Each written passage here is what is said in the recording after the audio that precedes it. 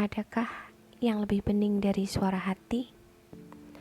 Kala ia menegur kita tanpa suara. Adakah yang lebih jujur dari nurani? Saat ia menyadarkan kita tanpa kata-kata.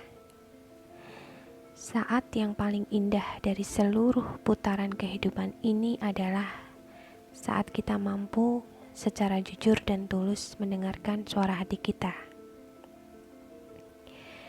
Halo semua, jumpa lagi dengan saya Angela di sini.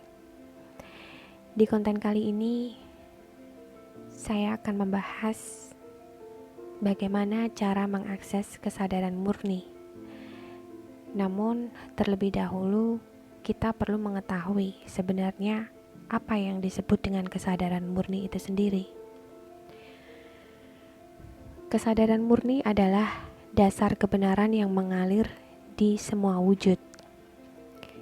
Kesadaran murni adalah manifestasi dari kehadiran cahaya ilahi yang gaib. Dasar dan wujud dari kesadaran tertinggi dari semua yang ada. Kesadaran murni atau kesadaran roh adalah kesadaran tertinggi manusia dalam hubungannya dengan Sang Penciptanya dan dengan kekuatan-kekuatan yang Tuhan sebarkan di alam semesta yang selama ini tidak bisa dinalar dan diakses hanya melalui kesadaran fisik saja. Ketika manusia sudah mencapai level kesadaran murni, manusia akan menjadi semakin sadar tentang siapa dirinya dan tujuan hidupnya dan kemana dia akan kembali kelak. Dan manusia akan dengan mudah menerima informasi-informasi dari alam semesta yang selama ini tersembunyi.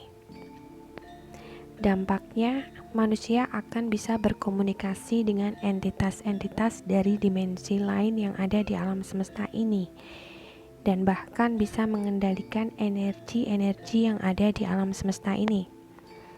Dan yang paling utama adalah manusia merasakan hubungan kedekatan yang dalam dengan Sang Pencipta.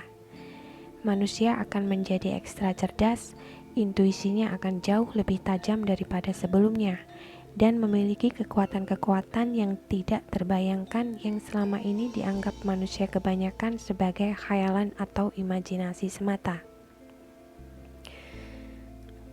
Lalu bagaimana cara mengakses kesadaran murni ini? Yang pertama adalah hapus dulu semua ego, nafsu, trauma masa lalu, pikiran-pikiran negatif, mental block dalam diri yang menghambat kemampuan spiritualitas kita, yaitu dengan cara meditasi. Meditasi memurnikan diri kembali ke suwung, suatu keadaan di mana kita kembali pasrah marang Gusti, suatu keadaan di mana kita tidak didominasi oleh pikiran-pikiran kita, tidak dikendalikan oleh nafsu keduniawian kita, pasrah total atas kehendak Sang Ilahi.